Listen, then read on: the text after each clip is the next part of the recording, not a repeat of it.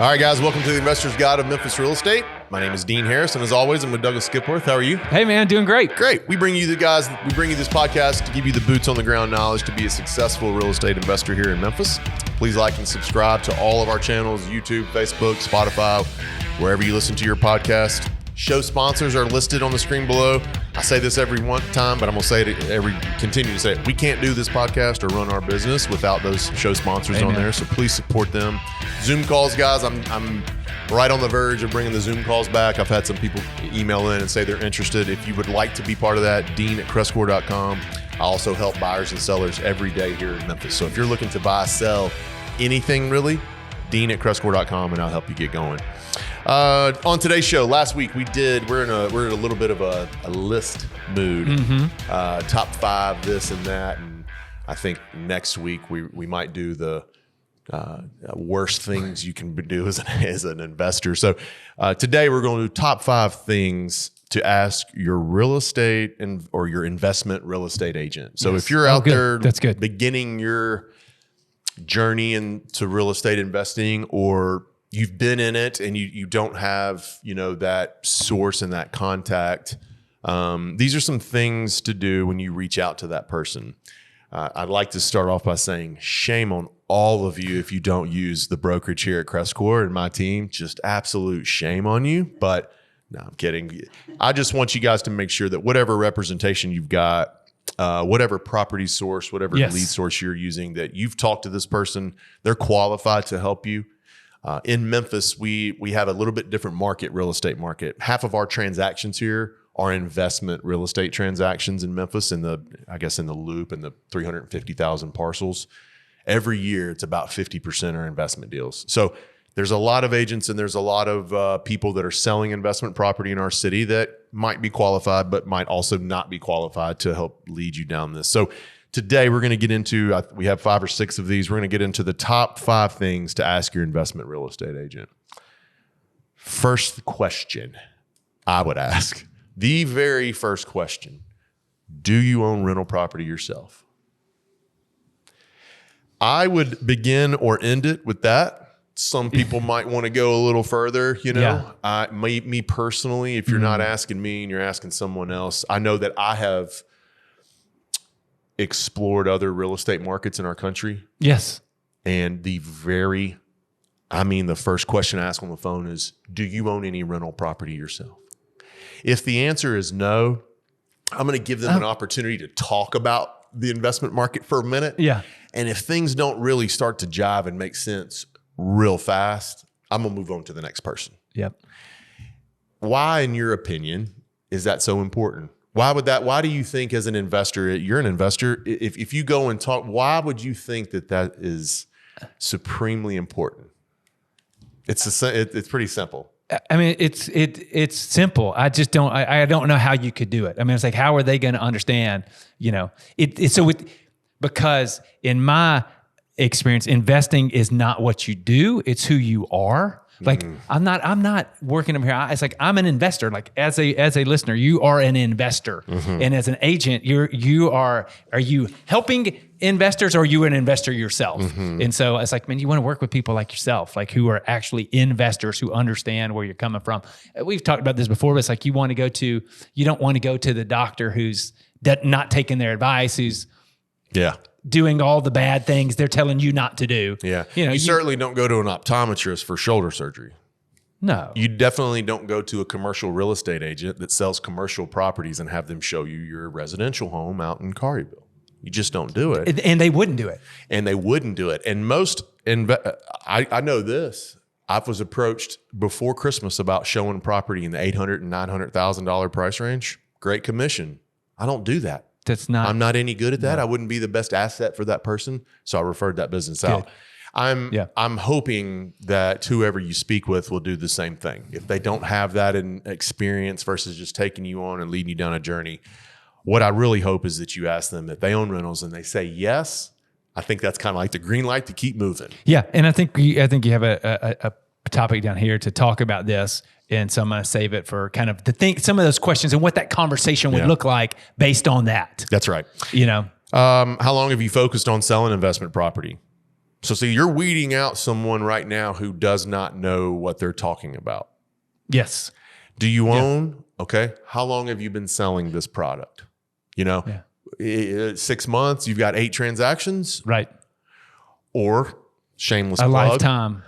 Since 2017, I think we've sold 3,500 houses or so. So investment deals. Yeah. I mean, that's the kind of thing that I would want you to get. Okay. Now I'm with somebody that must know what they're talking about. Yeah. They have to. Yeah. If you've gone through that many transactions. If you've gone through that transactions and you talk about,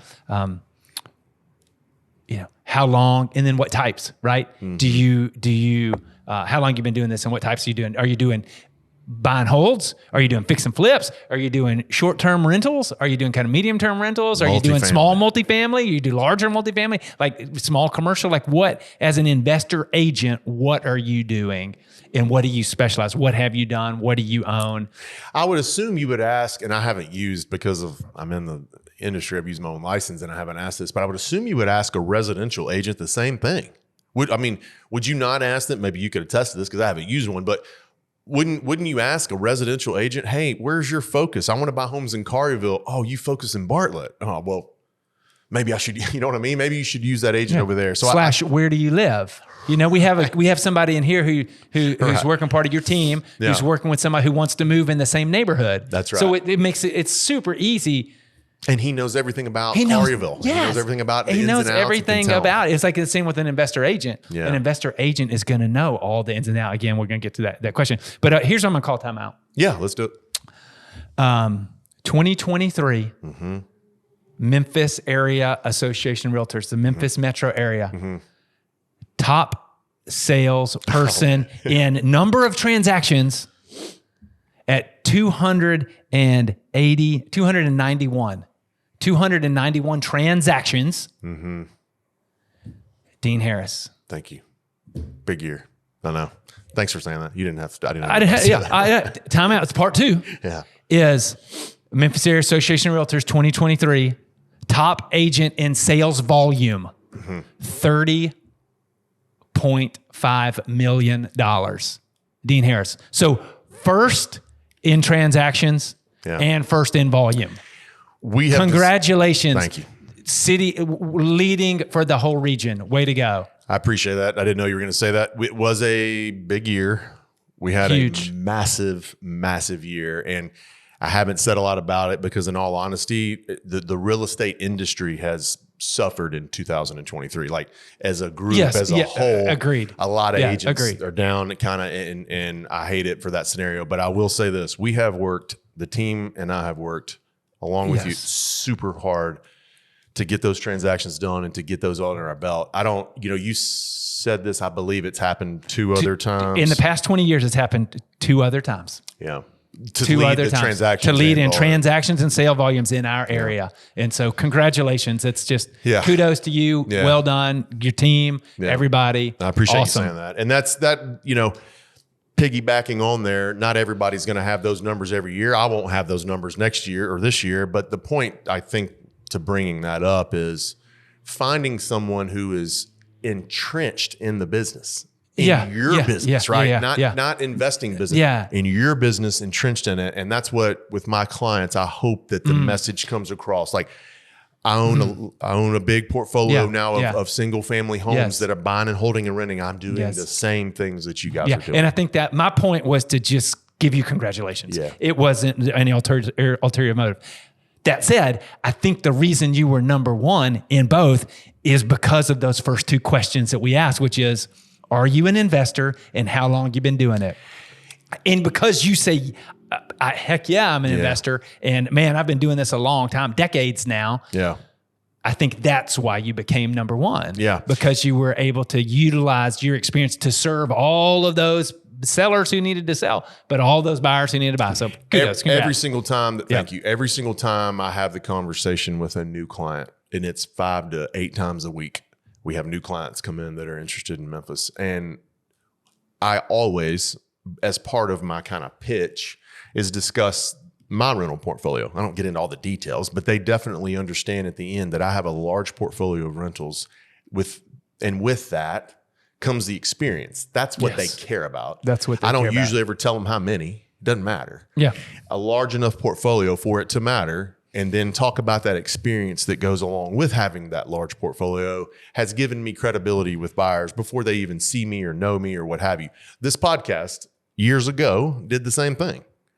Years ago, when this was a live radio show at first, if you can believe that or not. Yeah. In 2016 or 17, when we started, it was a live radio show, and did it for those very reasons. It was a credibility thing. And I think that's what you want with an investor agent, is to find out if they have credibility. And believe it or not, there are other agents in the city that have credibility for selling investment deals. Charming as me? No way. But there are, you just need to make sure that when you're asking these questions, that some of the responses are what we've talked about here. That's today. right. Thank you for saying all that. Awesome. My next question to an agent or to my representative would be, are you affiliated or connected with a property manager? Yeah. They can be, if you're not experienced in our city or any city, that person can be, this individual who you're going to can be the key to your success or the key to your downfall. So when you ask them these questions in a row, I did this on purpose. Yep. Because the third question, if number 1 and number 2 are good, that means that they definitely have a good relationship with number 3, with the property manager in our city. Yeah. Right. Whether it's a company that they work for or just refer to.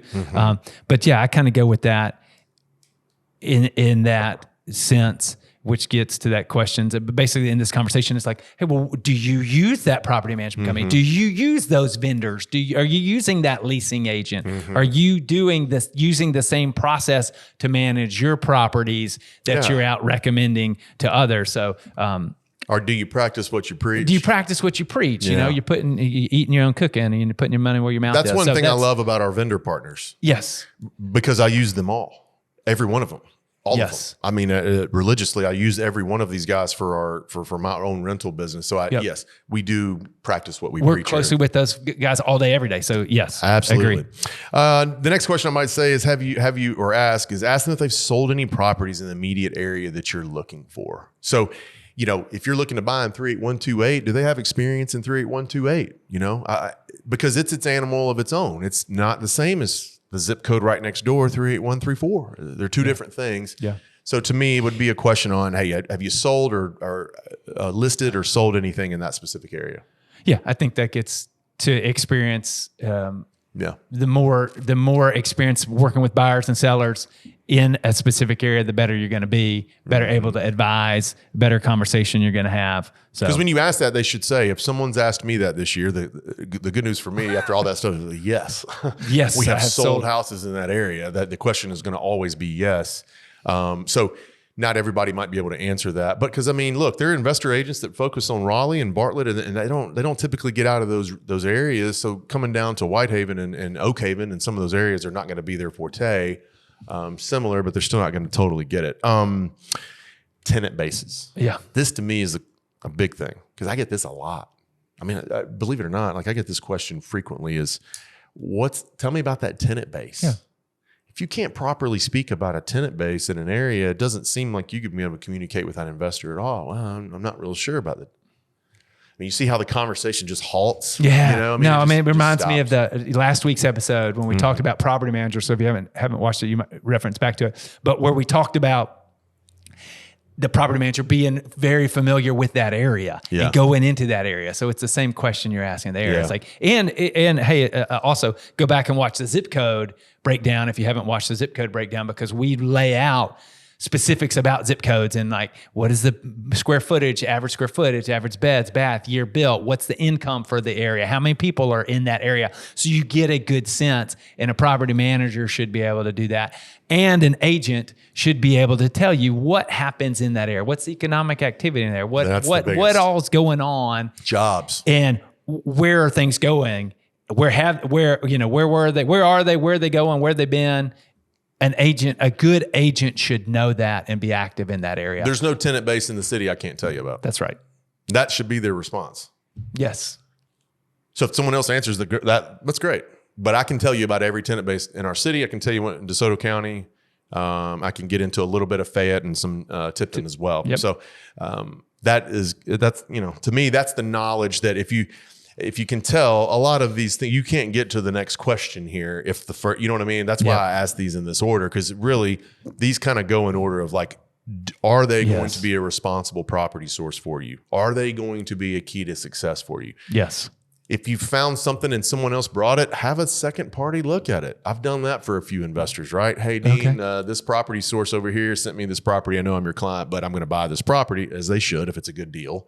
Do you mind helping me on that? Like, so those are services that we at the brokerage can offer you. I don't like to do that a ton because I like to be working with my own investors and giving them that advice. But look, you need to make sure that you fully understand. And I think I would start with all of these questions. There's not one that's any less important than the other. And they pretty much go in order. I mean, if you ask, do you own rentals? And the answer is no, I don't. You might want to politely try to get out of that conversation. I don't believe that person's going to be able to give you, can they help you find one? Yeah. Maybe the second? Okay. But by the time you buy the second one, you're going to be several months down the road and you're going to start having issues come up. A late tenant, late payment, moving out before. If they don't have the experience to give you that knowledge on how to react, it seems like you'd want to go to someone else that could. Yeah, because I think the thing there is like, do you want an advisor or an order taker? If you want somebody to just take orders, that's fine. If you want an advisor and somebody to work with you and give you kind of strategic guidance, these are the questions you need to have. This is a conversation, and one that you had put on here before was like, as you're asking these questions of the agent, it will feel like a natural flowing conversation because the agent actually knows what the heck they're talking about. And it's just going to be fun.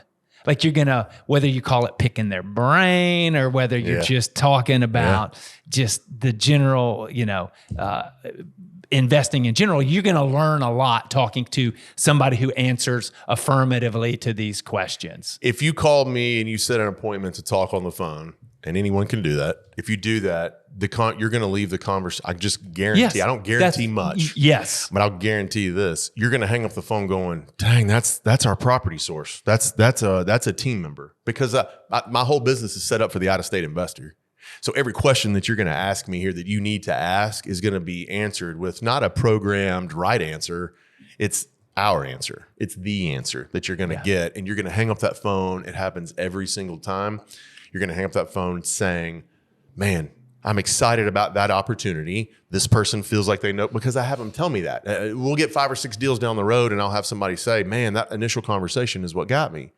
Because the answers to the questions you need to ask, I'm going to be able to answer with the correct answers, right? Yeah. Yes, I own rentals. I focus on every single investment zip code that's in here. I'm affiliated with a great property manager. Have you sold any properties in there? Yes. And ask them about a tenant base. I can tell you about everyone. Yep. So that's what, if it isn't me, shame on you. But if it isn't me, find out from your next property source, ask these questions and see if they can't take you at least to number 4 or 5 on this list. Yeah. And just as maybe an aside or a little bit more, it's like, you can find in these days, based on social media and other places, there's a trail of if they're investor agents or not. Yeah. So it's easy to look up you and say, oh, look at all these podcasts. He knows what he's talking about. Oh, look at all his posts on Bigger Pockets. Look at this. Oh, he's the #1 agent in Memphis in 2023. So it's really easy, if you're working with an investor agent in these days, to just Google and they should be everywhere. They should be everywhere talking about investment property. Yes. And what they've done with investment property, not to your point, listing other.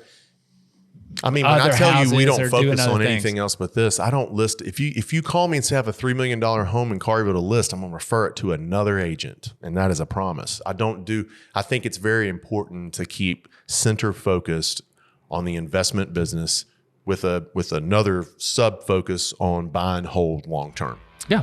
Which is 99% of our client base. That's right. Anything else to add to this? Love it. All right, guys, thanks for tuning in today. There's some shameless plugs in here. We don't do it often, but I'm glad you brought up some of those numbers. At least helps you understand a little bit. Congratulations. Really everybody needs to know. Thanks, guys. We will see you next week. Appreciate you tuning in.